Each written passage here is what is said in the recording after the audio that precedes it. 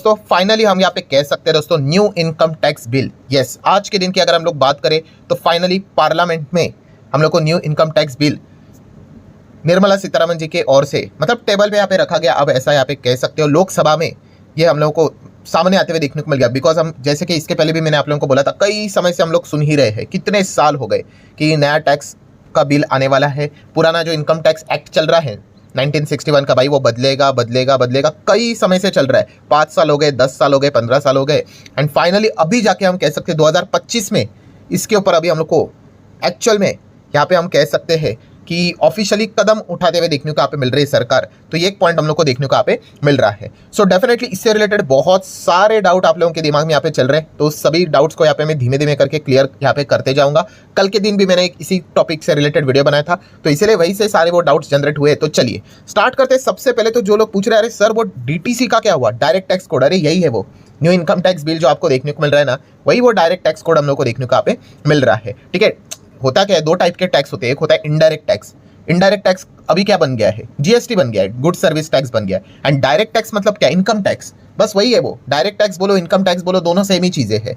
ठीक है, सो वो जो हम लोग यहाँ पे कह रहे थे ना डीटीसी वीटीसी, ये वही है, न्यू इनकम टैक्स की बिल की हम लोग यहाँ पे बात यहाँ पे कर रहे हैं। ठीक है, सो अभी की अगर हम लोग बात करें तो आप सभी लोगों को पता है आज के दिन जो हम लोग को पहला जो 17 देखने को मिल जाता है बजट से रिलेटेड, अगर हम लोग सेशन की बात करें तो वो कंक्लूड होते हुए देखने को मिल गया। ठीक है, एंड अभी इसके बाद जो सेकंड सेशन हम लोग को देखने को यहाँ पे मिलेगा बजट से रिलेटेड, ठीक है, सेकंड पार्ट जो देखने को मिलेगा वो कब है, 10 मार्च को। मतलब क्या है, जैसे अभी मैंने आप लोगों को यहाँ पे बोला, कल के दिन भी ये पॉइंट मैंने आपको दिखाया था कि ये है क्या भाई, ये इनकम टैक्स बिल है। ठीक है, तो बिल ना तो आपके ऊपर लागू होता है, ना तो मेरे ऊपर, ना तो किसी के ऊपर, जब तक ये एक्ट नहीं बनेगा, ये कानून नहीं बनेगा, एंड ये प्रोसेस से गुजरना पड़ता है। तो अब ये बिल है वो स्टैंडिंग कमेटी के पास गया है, उनके पास कितना है, 1 महीने का टाइम है अभी। मतलब कितना है आप देख सकते हो, 10 मार्च की बात हो रही है ना, उस हिसाब से मोटा मोटी 1 महीना हम पकड़ कर चल सकते हैं। फेब चल रहा है, मार्च, मतलब तब तक के लिए वो इससे रिलेटेड जो भी रिक्वायरमेंट चीजें रहेंगी प्लस माइनस यहाँ पे करेंगे। एंड पहले ही दिन जब सेकंड सेशन हम लोग को स्टार्ट होते हुए देखने को मिलेगा 10 मार्च, पहले ही दिन आप देख लेना न्यू इनकम टैक्स बिल से रिलेटेड हम लोग को बहुत सारे पॉइंट्स आते हुए देखने को यहाँ पे मिल जाएंगे। सो ये पॉइंट्स आप लोगों को पता है यहाँ पे होने चाहिए। मतलब जो भी कुछ बदलाव करने हैं उसके बाद इसको पास किया जाएगा एंड फिर ये एक्ट बनेगा। एंड जैसे कि आप सभी लोगों को पता ही है, ये जो नया इनकम टैक्स बिल जो है वो लागू कब से होगा, इफेक्टिव फ्रॉम 1 अप्रैल 2026 से। फिर वहां से सारी चीजें जैसे से नए कानून जो यहाँ पे बनाए गए हैं उसको यहाँ पे फॉलो यहाँ पे करना पड़ेगा, नो डाउट। उसमें भी वो जो बिल है उसमें भी बहुत सारे अलग अलग डेट्स प्रोवाइड कर दिए जा चुके हैं, कुछ चीज़ें अभी से होंगी, कुछ बाद में होंगी, इतना डिटेल में नहीं जाते, बट ये एक पॉइंट हमें पता होना चाहिए। देन अगर हम लोग यहाँ पे बात करें दोस्तों तो यस, जैसे ये बिल सामने रखा तो आपको पता ही अपोजिशन की अगर हम लोग बात करें, कांग्रेस के जो एमपी है मनीष तिवारी जी की अगर हम लोग बात करें तो उन्होंने इस बिल से रिलेटेड मतलब बोला है कि भाई ये तो और ज़्यादा कॉम्प्लिकेटेड हो गया है। सो ऐसा उन्होंने क्रिटिसाइज क्यों किया सरकार को, तो आप देख सकते हैं दोस्तों। पहले की अगर हम लोग बात करें जो सेक्शंस देखने को मिलते थे ये लगभग कुछ 298 297 ऐसा कुछ था, मतलब 300 से कम सेक्शन थे। अभी तो इसको 536 कर दिया।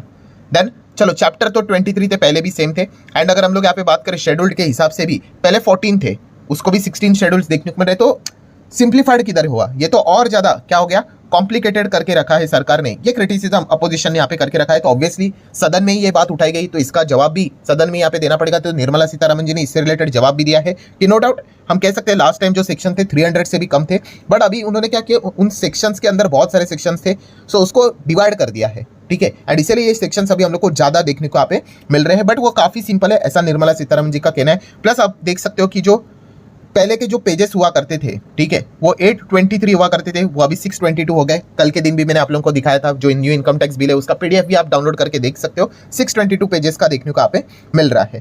देन अगर हम लोग यहाँ पे बात करें तो जो वर्ड्स हुआ करते थे पुराने इनकम टैक्स के हिसाब से लगभग 512 मतलब 5.12 मतलब 5,12,000 के आसपास हम लोग को वर्ड्स देखने को मिलते थे इनकम टैक्स एक्ट से रिलेटेड। उसको अभी मॉडिफाई करके कम करके 2.5 लाख के करीब लाया गया है। मतलब क्या कि जो कॉम्प्लेक्स स्ट्रक्चर था वो कम यहाँ पे किया जा चुका है। देन आप यहाँ पे देख सकते हो कुछ एग्जाम्शन से रिलेटेड जो प्रोविजंस रहते हैं वो भी पुराने इसमें 30,000 वर्ड्स में थे, उसको रिड्यूस करके 13,500 के करीब यहाँ पे रखा है न्यू इनकम टैक्स बिल के हिसाब से। सो निर्मला सीतारमण जी का कहना यही है कि नो डाउट ये सारा जो लेंथ बहुत ज़्यादा था उसको हम लोगों ने कट ही किया है। ठीक है, ऐसी बात नहीं है कि पहले की अगर हम लोग बात करें 300 के आसपास सेक्शन देखने को मिलती थी, अभी ये बढ़ क्यों गए हैं, क्योंकि उन्होंने उससे रिलेटेड और छोटे छोटे पॉइंट्स बना के रखे हुए उसको सेक्शन में ऐड किया है। सो नंबर ज़्यादा देखने को मिलेगा, बट ओवरऑल आप पेजेस देखोगे, शेड्यूल्स, सारी चीज़ों को अगर आप देखोगे, वर्ड्स को देखोगे तो रिड्यूस ही होते हुए देखने को यहाँ पे मिल चुका है। यही इनका पर्पस देखने को मिल रहा है।